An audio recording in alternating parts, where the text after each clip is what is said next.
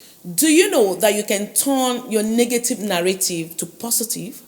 All you need to do is just to allow your spirit, soul, and body to synchronize. Allow your mind, heart, and body to be on the same page. Believe and run with that voice that comes from your spirit telling you that all things has been pre-planned and programmed to work together for your good. Ignore the other voice that kept telling you that you can't make it, you're not fit, you are not qualified, your voice can't be heard, you are not in their class. Sit down, don't worry, your time will come. No, tell yourself, get up and tell yourself, I can do it. I am capable. I am intelligent. I have all it takes. I can do it and I will make it. Oh, yes. In case you're just coming across this video for the first time, you are right on time. So I want you to sit tight, let's wine and dine together on Real Talk. And I'm your host. So I want to specially welcome you to Real Talk with Mo, where we liberate and give life a meaning. Test, they said, is the foundation of testimony. That means if you've not passed through trial, you can't be accredited with the experience and growth that comes with it, because the struggles and the challenges are what makes the story worth sharing. So I want to kickstart this segment by taking you back to the memory lane, so that when I start talking, you won't say words like, she won't understand, she didn't go through anything, she was or she's born with a silver spoon. So many people know my beauty and not my ashes. You know my glory and not my story. So sit tight and let's begin. Way back early 80s, the creator of heaven and earth blessed a beautiful woman with the gifts of Mo. She was beautiful, hardworking, intelligent. She was a princess. As in real life princess. She was a princess. Her father was a king of our village then. But unfortunately, she was not educated. She couldn't even write her name nor speak English to the end of her time. But she was hardworking. And I was the only child between my father, who was a carpenter, and my mother, who was a food hawker. And they all have other children, and I happen to be the last born of my beautiful mother. Yeah. And after 5 years or 6 years, my dad died. We lost him. And that brought a turnaround in our lives.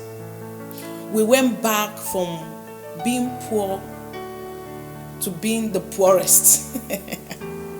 If you can put two things together, you know how the story should be like. All right, so let's take you back. So when we're growing up and I would see other children going to school, and like, I want to go to school too. You know, my mommy wasn't educated, so there's nothing like education for me. But I chose to go to school when I saw other children going to school, so I followed them to school. I took myself to school. And at a point, she was brought up with trading, you know. They taught them how to trade, you know, just buy and sell. So she said she loves it that I'm going to school, but she still want me to learn trading. She want me to have skills. And what she did was, the hair they made for her, she started with it. I didn't know she was giving me a key to my destiny. So the hair they made for her, she would tell me to lose the hair and try to plait it back. We started like that. And at those first time when I lose and made the hair, it will look like a bird's nest. So after plaiting it, it doesn't look good at all. But she kept encouraging me. After like 2-3 days, she'll tell me, come and lose it and make it again. She called me. She said, I love the school you're going to, but I want you to know how to make hair. I want you to know how to sew. I want you to have a lot of hand work. And I want to talk to parents right now. I want you to, apart from education, encourage your children to know skills. Open their eyes. You know, give them platform to know other things, how to make beads, how to make things, skills. So she was a great encourager. She encouraged me. And sometimes when I plait all back, you women will understand this. When I make all back for her, the last one will stand up here. That was how I started. And she was encouraging me, and I was going to school. It got to a point, my hand was very good. When I make her hair, they asked her, who made this hair? The hair is beautiful. Then one day I called my mom. I said, Mom, I want you to take me to Mama Rose, where you used to take me to make my hair. Because I discover sometimes when I go there to make hair, sometimes she will not be able to plait everyone that comes there. So she will tell them to come back the following day, especially children during weekends. Then I told my mom that she should take me to Mama Rose. I want to start plaiting in Mama Rose's place. Let me be plaiting the little ones there. And she followed me down. We need to support our children. Parent, let me, as I'm talking, I'll be telling you, I'll be dropping my message. Parent, you can support your children, especially when you find out they have a particular skill, a particular thing they want to know, they want to do. Support them. So when I called my mom that I want to work with Mama Rose, this time around I was in primary 5, because I remember I was plaiting, saving to write my common entrance. So my mom took me to Mama Rose's place, and Mama Rose, your destiny helper will not reject you. So when my mom took me to Mama Rose and told Mama Rose that your daughter said she can plait now, she made my hair, she said she wants to be plaiting too, she wants to help you to plait other children.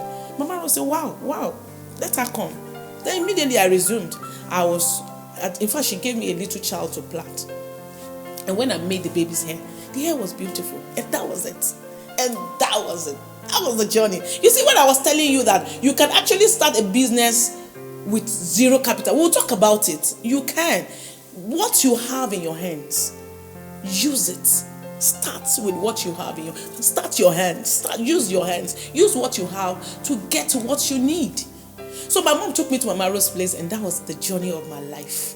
I started plaiting, I plaited the little ones, and I saved money for myself to go to school. So at a point, I grew big boil in my armpits, and I refuse to tell anybody because I don't want anybody to tell me not to come to the market and plait. So I will be plaiting, and I'll be struggling. I'll be struggling to plait because I have boil. The day they discover, you need to see how big. That was by the way. So I saved to write common entrance. I saved to enroll into JS. And that was how the life began. It wasn't easy. I remember I didn't grow having bulb in our room. I didn't grow knowing bulb in our room. Talk less of light. I was telling you sometimes back on this platform that when people are shouting, oh, there's light, we don't shout because we use lamp. We couldn't even afford to pay electricity.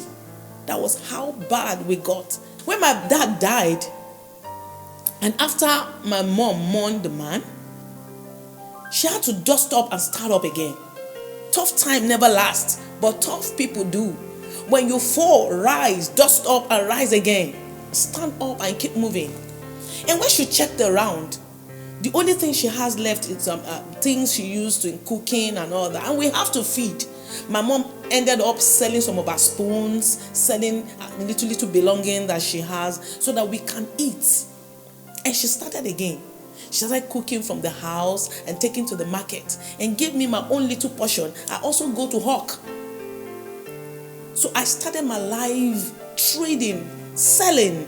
Is there any fruit in that locality, mango, guava, that I didn't hawk? I remember selling water. Before we had sachet water, we used to sell it in cup. We just get block and put in a bowl. We have for Kobo, we have for Sisi. I will go to this tomato market, selling to all these Hausa men, all these traders. Gradually we grew by tying it in a saitana nylon. We kept selling. And we kept, in the evening, we sell a sugar cane or something. You just find your hand, you lay your hands on. Just keep moving. And at the point, during, I think, my GS1 going to GS2, I came to Kaduna from Zaria to visit my cousins during the holiday. And I was gisting them how life is for me, how I used to go to the market to plat and get money. I saved money to write my common entrance. I saved money to get into secondary school. And I was so excited sharing my progress in life. Woo! I did it. And they were all like, to them it was not a good story. They were sad. And like, no, I'm not supposed to be sponsoring myself. I'm still young. I'm not supposed to be plotting. And they were not happy about it. So they went telling Daddy, a blessed memory. And they told Dad that, Dad, do you know it's Modupe that is sponsoring herself in school? She goes to the market to plat, save money and pay for school. And she's so excited about it. But they said, no, they don't want it. They want me to come over. They want me to leave Zaria and come to Kaduna and stay with them. But to me, it was not a good news. I don't want to leave my mom. No, I don't want to leave my mom. And after the holiday, I went back to base. And I was telling my mom that they want me to come and stay with them. They want me to move to Kaduna. And my mom said, please, go. This is another phase of your life. Please go, because you won't even stay with me forever. Please go. At least you will get a helping hand. I was wondering why she wanted me to leave. I'm like, God, I don't want to leave. She had to start begging me to leave. So I made that decision.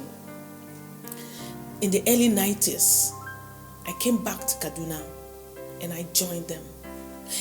Sometimes, when I was still trying to figure it out, we used to watch movie when you stay with people, you stay with your auntie and your uncle, how they maltreat children, and I don't want to feel that. I want to stay with my mom, and I don't want to go there. But I decided, I said, I want to go. Let me move. At least when I got to Kaduna, I watched, I watched TV, there's lights. And in my mommy's house, there is no bulb, supplies of light. So to me, I'm like, okay, let me move. So I decided I moved to Kaduna in the early 90s. And coming to Kaduna changed the narrative of my life. Meeting with my cousins helped me, shapes me. Now they helped me to speak like the way I'm speaking. If I grew up in Zaria, maybe I wouldn't have been able to communicate like I'm communicating right now. My cousins helped me. I remember the one that was working on my handwriting, my spoken English, and they just tried it. The meeting with them changed my life. Thank you, Rotimi, Asimbi, Adebempo, Bro Sam, Ebu, my sweetheart. God bless you wherever you are. They changed the narrative. And coming to Kaduna, lighting up the part of me that sings. Then we used to do Sunday school. We're in the choir, just little children, we sing, but I don't know that I have a hidden talent. I have a hidden gift in me. It was when I came to Kaduna, and after eating, everybody, we use your spoon and you'll be hitting the plate and we'll be singing. Everybody sings in parts. And they discovered I actually have something that I myself don't know that I have. So, and that was it on that other side. And, gradually, at that point, I had help in my life. And at a point, I pick up the responsibility again. And I kept moving. But remember, my mom gave me a gift, which is the hair making. That was what I used to forge again, to continue life again after that part of life. I went to the higher institution with my hands. I sponsored myself all through school with my hands, with the grace of God on my hands. So you don't have excuse. You don't have excuse. You might not know how to plait, but you have something such deep inside of you. You have something. You have something you can offer. You have something that can produce and bring you to limelight. And that's how I kept moving in my life. And at a point in life, I kept meeting with destiny helpers. Like I met with my godfather, blessed memory, Abdul Salam. I met with him, and meeting with him again opened another chapter in my life. Then at a point, I continued life again. It was just funny, but here I am. Here I am. I wasn't born with a silver spoon. I struggle. I hustle. Without tests, you can't get testimony. Testimony gives you the ability to tell a story. I can tell you not to follow this other side. No, it is not. Do it this way. So when I'll start telling you things, I hope you will remember that I started from nothing.